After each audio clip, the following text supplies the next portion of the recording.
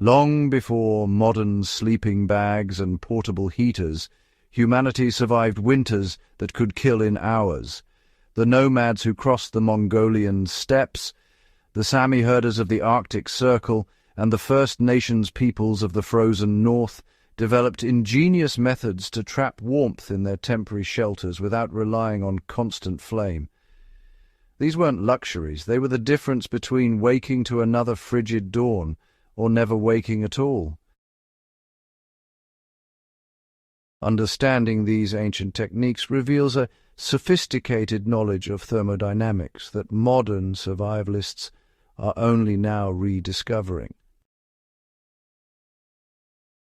The ground beneath thermal mass as your ally. The earth itself becomes your greatest enemy in extreme cold, draining body heat faster than you can generate it. Ancient nomads understood this invisible thief and countered it with calculated precision. Before pitching their shelters, they would dig shallow trenches and build roaring fires within them, feeding the flames for hours until the surrounding soil became a reservoir of captured heat. Once the fire burned down to ash, they'd cover the heated ground with a layer of soil, then thick padding of pine needles, dried grasses, or animal hides. The tent erected over this thermal battery would remain warm through the night as the earth slowly released its stored energy upward. This wasn't guesswork, it was thermal engineering learned through generations of frozen trial and bitter error. Stone and silence, the hot rock method. When fuel was scarce, or fires forbidden by circumstance, nomadic peoples turned to stone itself as a heat delivery system. Large, dense rocks, river stones were preferred for their ability to hold heat without fracturing, were heated in external fires until they glowed with accumulated thermal energy. Using wooden tongs or green branches that wouldn't ignite, these stones were carefully transported into shelters where they radiated warmth for hours. The Mongolian herders would wrap heated stones in thick felt, creating primitive but effective radiators that could be placed near sleeping areas or even tucked into sleeping furs. Some cultures went further, heating stones and dropping them into water-filled leather containers, creating heated vessels that warmed both the air and provided hot water for washing or drinking. The physics were simple, but the execution required knowledge. Choosing the wrong type of stone could result in explosive fractures that sent shrapnel through a tent. Architecture of warmth. Double walls and dead air. The teepee of the Great Plains tribes wasn't just a conical tent. It was a masterwork of passive climate control. 2 layers of hide or canvas created a critical dead air space, an insulating buffer that drastically reduced heat transfer. Cold winds striking the outer layer never reached the inner sanctum where people slept.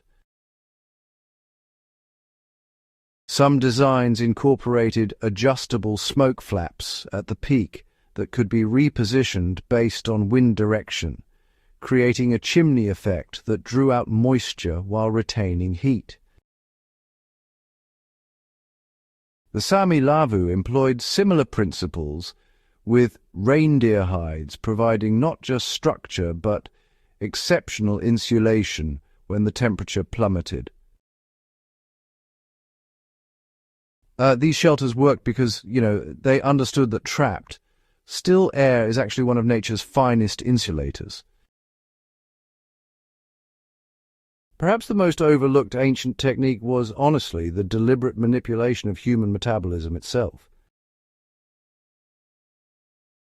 Before sleep, nomadic peoples would consume high-fat meals, things like rendered animal fat, pemmican or fatty fish, that, would burn slowly through the night, keeping core temperatures elevated from within. Physical activity immediately before entering sleeping quarters wasn't random. Vigorous movement flooded the body with heat that would then be trapped within insulated sleeping robes. The concept of a three-dog night among indigenous North Americans was literal. On the coldest nights, sleeping alongside three dogs provided enough combined body heat to survive without fire.